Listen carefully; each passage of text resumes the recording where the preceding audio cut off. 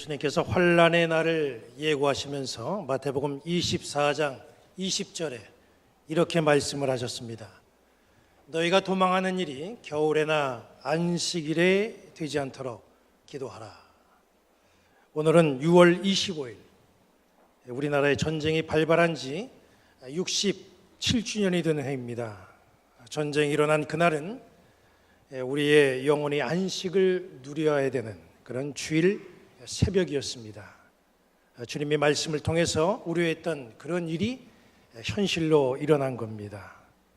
전쟁과 평화는 사실 우리가 어떻게 행동하느냐 여기에 달려있죠. 우리가 해야 될 일은 정말 나라를 위해서 기도하는 일입니다.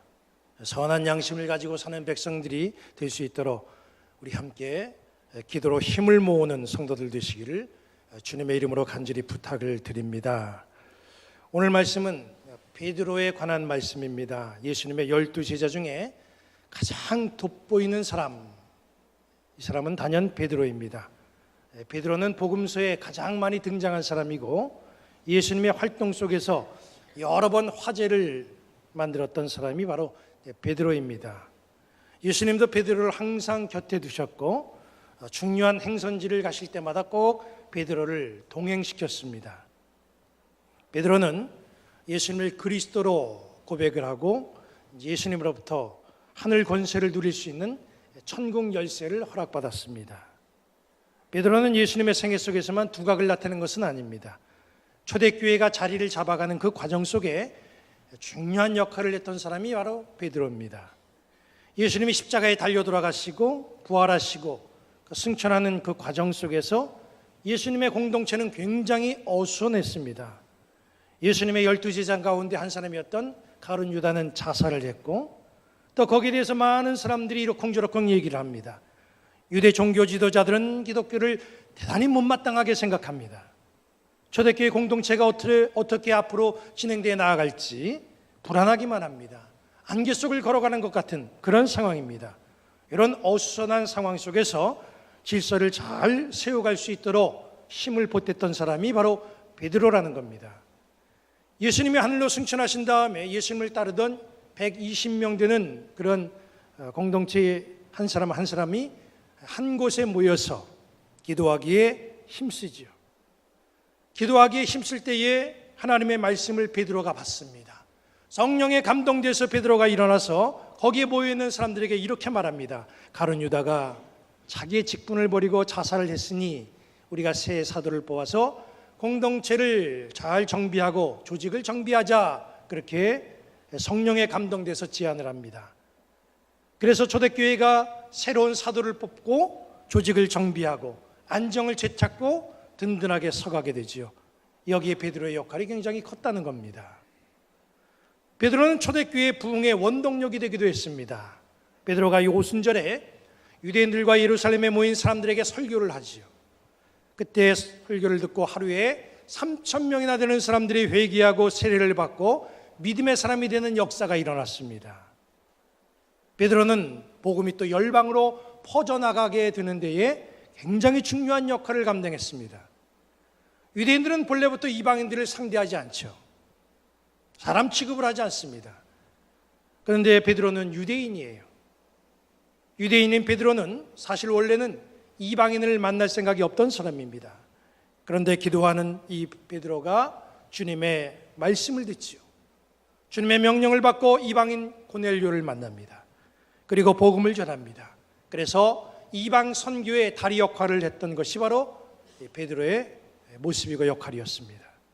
이처럼 베드로는 예수님이 활동하실 때부터 초대교회 이를 때까지 정말 교회사에서 기둥처럼 쓰였던 것이 바로 이 베드로의 모습이었습니다.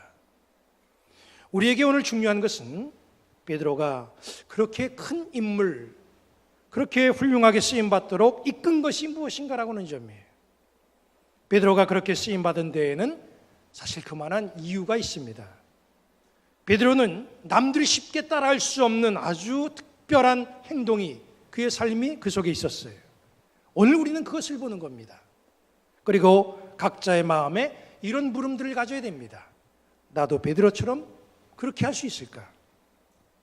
이 무림에 오늘 우리가 품어야 될 말씀의 과제입니다. 나는 베드로처럼 그렇게 할 수 있을까? 본문의 말씀 속에서 한번 우리는 이 문제를 살펴봅니다. 본문 1절부터 3절은 이렇게 말씀하고 있죠. 무리가 몰려와서 하나님의 말씀을 들을새 예수는 게네사렛 호숫가에 서서 호숫가에 배 두 척 있는 것을 보시니 어부들은 배에서 나와서 그물을 씻는지라. 예수께서 한 배에 오르시니 그 배는 시몬의 배라. 육지에서 조금 떼기를 청하시고 앉으사 배에서 무리를 가르치시더니. 사람들이 예수님의 말씀을 들으려고 예수님 주변으로 몰려듭니다. 장소가 어딘가 봤더니 게네사렛 호숫가입니다. 예수님은 그 몰려든 사람들에게 향해서 어떻게 저들에게 어디서 말씀을 전할까? 그 위치를 찾습니다. 그리고 시선을 두신 곳이 있어요. 그곳이 어디냐 하면 2절에 나와 있는 말씀입니다. 호숫가에 배 두 척이 있는 것을 보시니 어부들은 배에서 나와서 그물을 씻는지라. 말씀을 전하실 장소를 찾으시던 예수님이 게네사렛 호수에서 어부들이 그물을 씻는 모습과 그들의 빈 배를 봅니다. 여기 말씀에 보시니라고 하는 이 말은 헬라어 뜻을 보니까 주시하셨다 이런 뜻이에요. 주시라고 하는 말은 어떤 일에 대해서 집중하여 살펴보는 것, 이것을 말하는 거지요.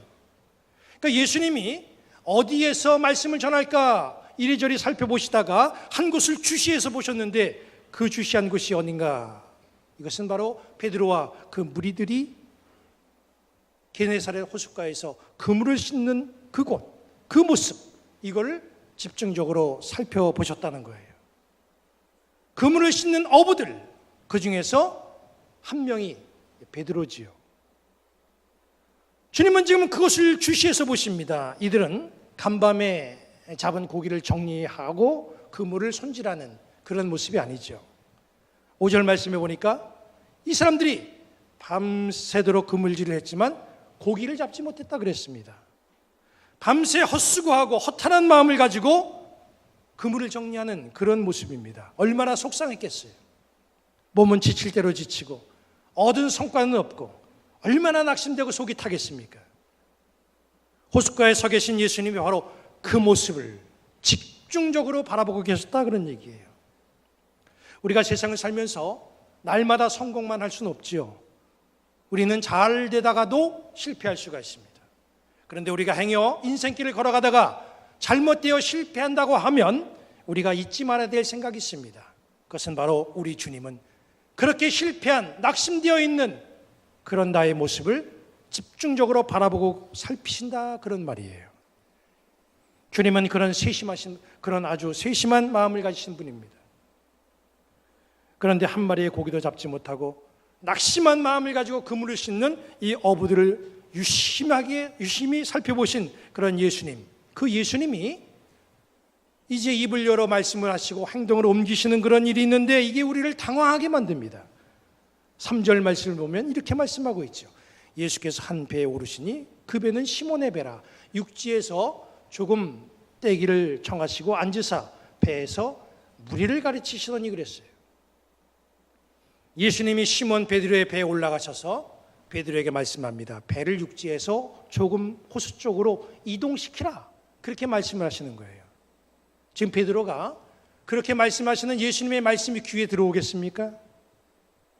예수님이 어부들을 주시해서 보셨다고 한다면 지금 어부들이 어떤 심정을 가지고 있는가 너무나 잘 아실 거예요.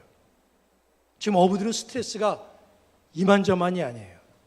시몬 베드로는 지난밤에 고기 한 마리 못 잡고 밤을 지새웠어요. 아주 신경이 날카로울 대로 날카로워진 그런 상태입니다. 예수님도 어부들을 세심하게 바라보셨다고 한다면 그들이 한숨 쉬는 그 태도, 그 모습, 그 어두운 얼굴, 그 상태 입장 아마 잘 아실 거예요. 그런데도 예수님은 아주 태연하시게 배에 오르셔서 베드로에게 말합니다. 배를 물가 쪽으로 이동시켜라. 이런 말씀을 하시는 거예요. 이게 이런 상황에서 이게 잘못하면요, 예수님은 베드로에게 화를 당할 수도 있어요. 그런데 중요한 것은 베드로가 그런 상황 속에서 예수님이 하시는 말씀대로 그대로 하더라는 거예요. 예수님이 말씀을 전할 수 있도록 배를 물가 쪽으로 이동시켜주고 말씀을 전할 수 있도록 배를 제공해 주는 거예요. 내가 만약 베드로라고 한다면 나는 그렇게 할 수 있습니까? 내가 만약 가게를 하는데 일주일 내내 한 명도 손님이 가게를 찾아오지 않는다고 해보세요. 그런데 목사가 찾아와가지고 이게 아무리 봐도 가게는 손님이 안 오고 텅텅 가게가 비었으니까 내가 이제부터는 여기를 성경 공부하는 장소로 사용해야 되겠다. 어차피 손님도 없는데 뭐하냐? 내가 써야지. 이렇게 말한다면 흔쾌하게 어차피 장사 안 되고 사람도 안 오는데 그렇게 하세요. 이렇게 대답할 사람이 몇 명이나 되겠어요? 아마 상당수는 그 얘기 듣고 시험에 들 거예요. 장사도 안 되는데 목사님까지 오셔가지고 해도 너무하네. 아마 그런 마음을 가질 수도 있습니다. 제가 자메이카에서 목회할 때예요. 주일을 빠지지 않고 꼭 예배 드리는 집사님 대회가 주일 예배에 오질 않으셨어요. 예배가 끝나고 그 이유를 들어보니까 그분이 경영하는 봉제 공장에 마을 사람들이 들어와서 제품 원단을 훔쳐가기 때문에 지금 공장 지키느라고 교회를 오지 못했다는 거예요.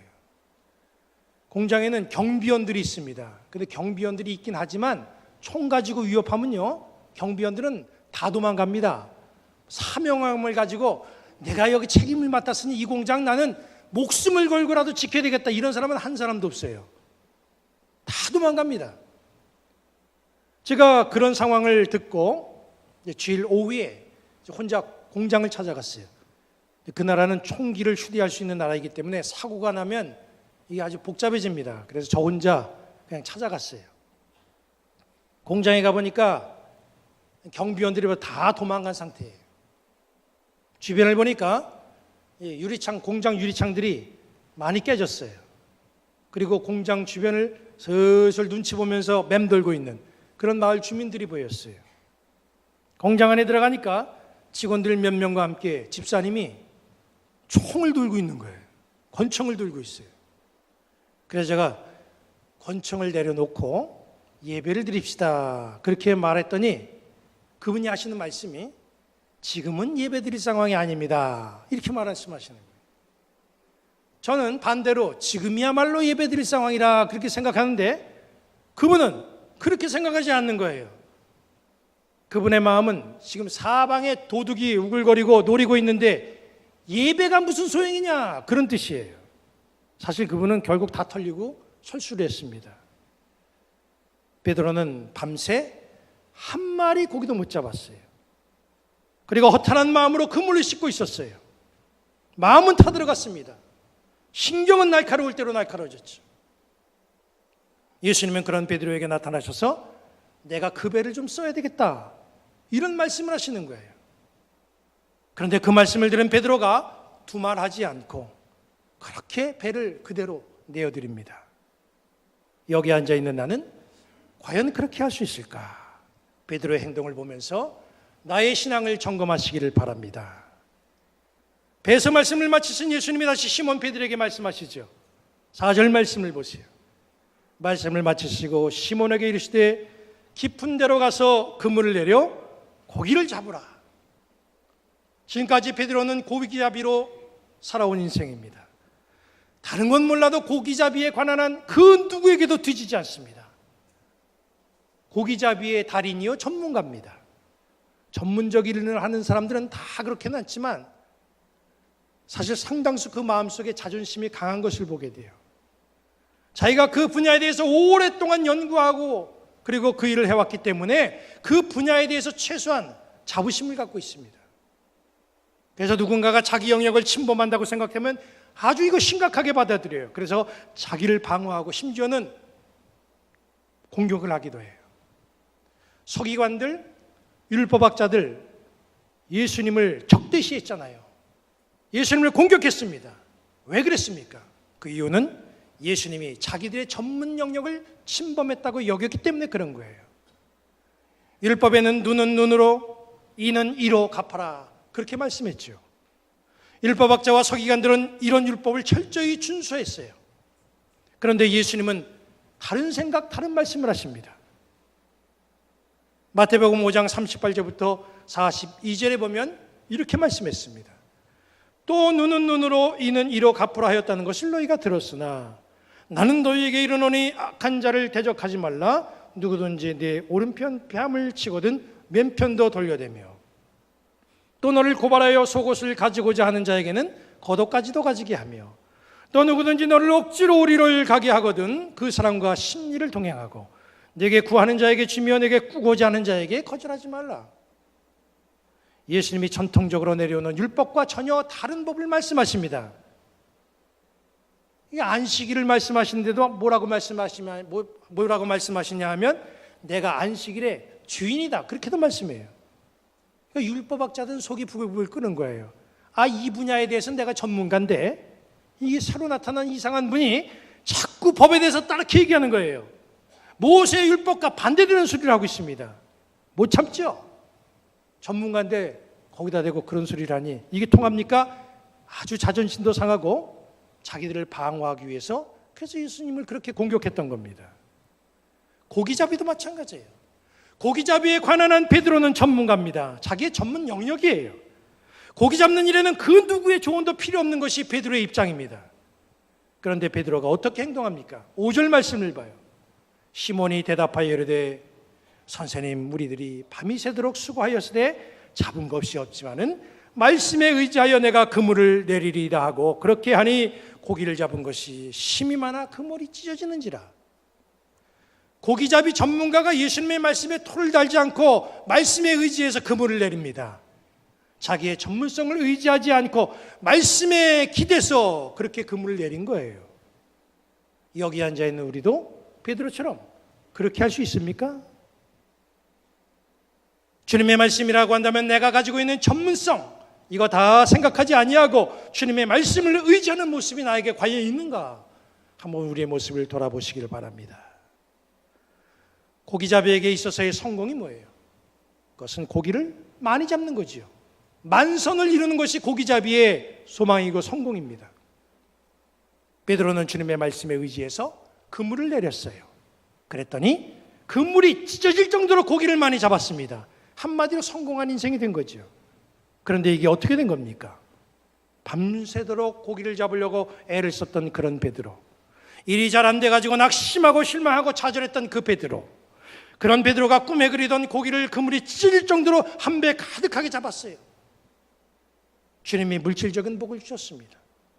그렇다면 이제는 주님이 허락한 복을 누리면서 살면 됩니다.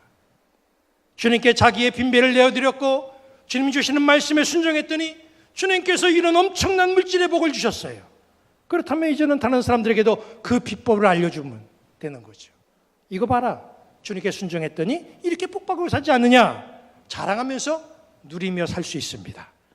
그런데 베드로가 어떻게 행동했습니까? 세상적인 성공을 한 다음에 어떻게 행동했어요? 11절 말씀을 봅니다. 그들이 베드로를 육지에 대고 모든 것을 버려두고 예수를 따르니라. 모든 걸 버렸어요. 성공했는데, 다 얻었는데 그걸 버리고 예수를 따랐다고 했습니다. 베드로는 세상에서 추구하던 것을 다 얻은 다음에 누리며 살아갔던 인생이 아니라 오히려 그걸 버리고 예수님을 쫓아갔다는 거예요. 여기 앉아있는 나도 베드로처럼 그렇게 할 수 있을까? 지난달에 미국에서 유학하는 청년이 제 조카와 함께 우리 교회에 왔길래 아침을 함께 한 적이 있습니다. 부모님이 무슨 일을 하시냐?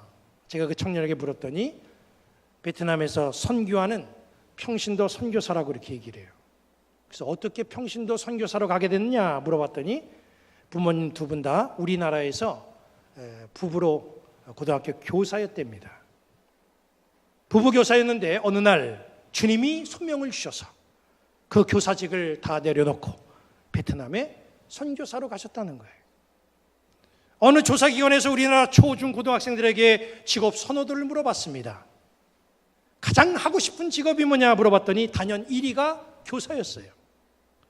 그래서 우스운 말로 부부가 교사면 중소기업이다 이렇게까지 얘기하는 사람들도 있습니다. 그만큼 경제적으로는 안정적이다 그런 뜻이겠지요. 경제적으로 안정을 누리던 이 부부교사가 다 버리고 베트남 선교사로 가신 거예요. 성경에 나오는 바울은 어떻습니까? 빌립보서 3장 7절부터 9절은 이렇게 말씀하고 있어요. 그러나 무엇이든지 내게 유익하던 것을 내가 그리스도를 위하여 다 해로 여길 뿐더러 또한 모든 것을 해로 여김은 내 주 그리스도 예수를 아는 지식이 가장 고상하기 때문이라. 내가 그를 위하여 모든 것을 잃어버리고 배설물로 여김은 그리스도를 얻고 그 안에서 발견되려 함이니 내가 가진 의는 율법에서 난 것이 아니요 오직 그리스도를 믿음으로 말미암는 것이니 곧 믿음으로 하나님께로부터 난 의라. 바울 역시 주님을 만나고 그가 유익하다고 생각했던 것들 다 버리고 주님을 따라갔습니다. 나는 그렇게 할 수 있을까? 오늘 순교자 기념주일을 맞이한 우리들은 나는 그렇게 할 수 있을까? 이 질문에 꼭 답을 쓸 수 있는 성도들 되시기를 우리 주님의 이름으로 간절히 축원합니다.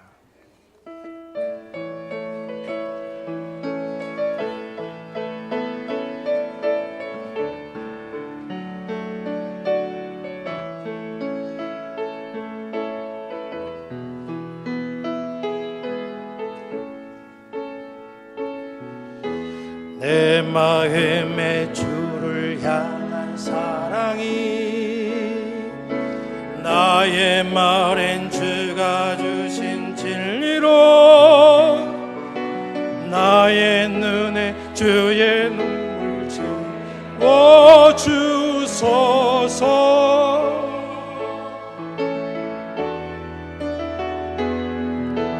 내 입술에 찬양의 향기가 두 손에는 주를 닮은 섬김이 나의 삶의 주의 흔적 남게 하소서.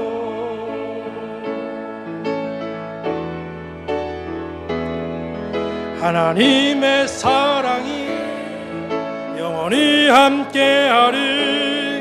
십자가의 길을 걷는 자에게 순교자의 삶을 사는 이에게